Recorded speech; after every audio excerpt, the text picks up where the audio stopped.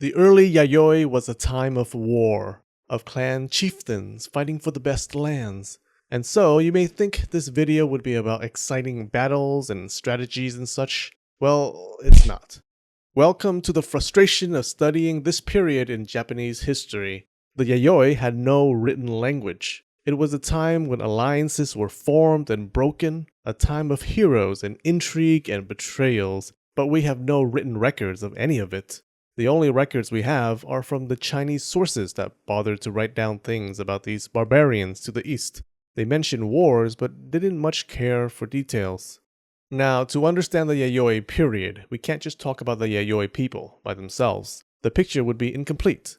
We need to talk about the elephant in the room. An elephant named China.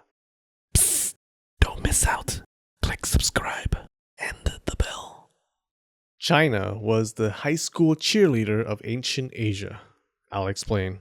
First, I need to impress upon you China's overwhelming presence. When the Yayoi period began in 300 BC, various Chinese dynasties have been around for nearly 2,000 years, supposedly, and it was during this period that the Chinese Han dynasty began, considered a golden age of China. Most modern Chinese still call themselves Han. While the Chinese were inventing things like paper and the Pythagorean theorem, the Yayoi were just getting into agriculture. Imagine you're the ancient Greeks, and next door is the modern United States of America.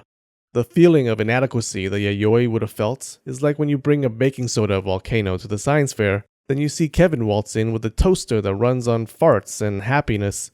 What the hell, Kevin? How am I supposed to compete with that? Well, look who's got the last laugh now. You're working on cancer research, and I'm on YouTube. The Han had plenty of contact with the Yayoi, and they wrote them down. You know the phrase, history is written by the victors? In this case, history is written by the Chinese. And we need to keep this in mind. A lot of what we know of the Yayoi, outside of the archaeological evidence, is viewed through the eyes of the Chinese. We have records of various Yayoi kingdoms sending expeditions to China to establish relationships and trade with the Chinese court. Trade was done in a unique way.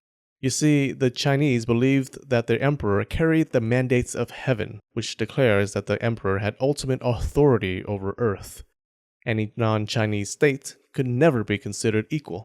If a country sought a relationship with China, it did so as an inferior tributary state and had to pay homage to the emperor. The Chinese court did not trade normally with other countries, because that would imply a fair exchange between equals, and China was not equal to you, damn it. Therefore, they used what is called the Shady Massage Parlor System, or SMP. I will explain. John goes to a shady massage parlor and gets the regular massage for $20. Then he tips the masseuse $100, and he gets the irregular massage. Technically, John did not pay for the extra services. He gave a voluntary gift of $100, and the masseuse gave him a token of appreciation in return. And that's how it works at a shady massage parlor. I know this through a friend, of course. A friend named Destiny. No. So trade was done like this. A Yayoi kingdom would offer items as tribute to the Chinese court, and the court, in its generosity, would bestow gifts and legitimacy to the Yayoi kingdom and its leader.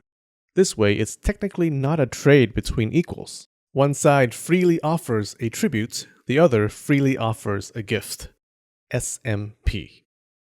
Alright, fine, it's actually called the tributary system. The Yayoi were pretty much fine with this arrangement. Gifts made them especially happy. This tribute system often expanded to large trade networks. There is evidence of a vast trade network all over Japan, including the Ryukyu Islands. In the 1st century AD, there were reports of many tribal leaders in Kyushu sending tribute missions to a Chinese outpost in the Korean peninsula. Foreign goods entered Japan by way of Kyushu, then flowed from Kyushu to the rest of Japan. In one recorded case of contact, the Han court bestowed upon the ruler of the kingdom of Na a gold seal. Seal. The inscription on it reads, roughly, King of the Na state of Wa, vassal of the Han. This seal still exists now in a museum and is designated a national treasure of Japan.